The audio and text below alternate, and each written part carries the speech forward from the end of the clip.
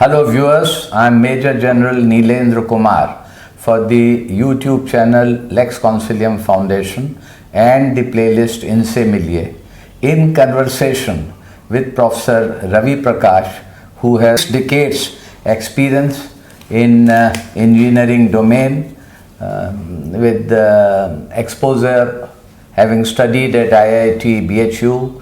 Then he did his masters in 1972 from Salford University in UK, stayed on in UK, went to Cranfield University, and then for post-doctoral work at Bath University and North Staffordshire University. He's had a very rich teaching experience, and as far as India is concerned, he has taught at IIT BHU for 20 years, then BITS Pilani. He was Vice Chancellor for over 3 years at Jaypee University in Himachal, and then 7 years as Director General of Engineering and Technology, Institute of Engineering and Technology at the Amity University, Noida. But apart from this chronology of important positions held and exposures obtained, I found that for 3 years you were in Washington, D.C., and the post, the chair you occupied was the Science Counselor, and that was the time when a very distinguished Indian, Mr. Abid Hussain, was India's ambassador, followed by for some time the legendary S.S. Ray, who was law minister in Mrs. Gandhi's cabinet. Now, I want to know that as Science Counselor, what was your purpose, the mandate given to you, and how has it helped the government and the country? Very good, and this is very important question, because sometimes people do feel what a scientist is doing in a diplomatic job and how did he enter, because generally career diplomats are there in the embassies. So it's something like this. There are certain fields where scientists become a big asset to negotiate with the country where you are serving.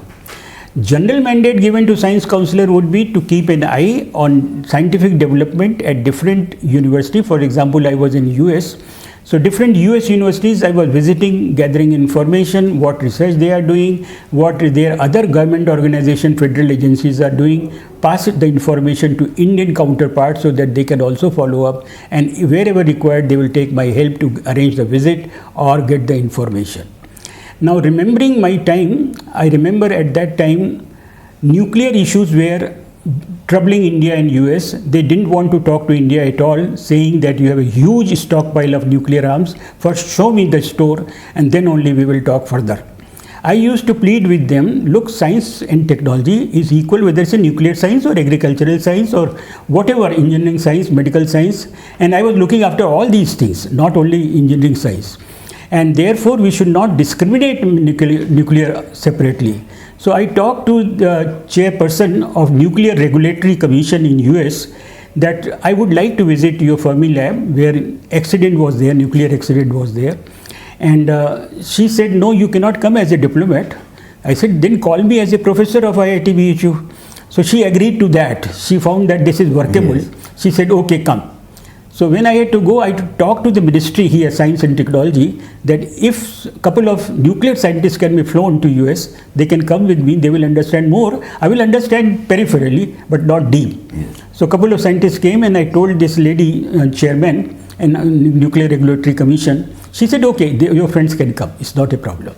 So we went there, we got all the information, and mostly in US federal organization, Indians are working, Indian origin people are working, and they are very friendly to visiting Indians, and they will pass on any information you ask.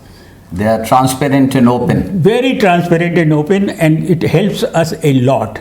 And therefore friendship started developing in nuclear field, and their delegation then came from India to US, and US delegation went from here to our atomic establishments. Bilateral relation. Bilateral relation, and it culminated into filing George Bush and Manmohan Singh signing the nuclear treaty. So I feel very proud that I started something which nobody thought, and scientists could have done that. Diplomat would have not been allowed also to go inside the nuclear facility, and then this will be lying just like that. This would be something, a very useful clue and information suggestion to the diplomats and to the foreign service officers in India that they should make use of the academic fraternity, the scientists in the larger national interest. Thank you. Stay with us. This conversation with Professor Ravi Prakash would continue.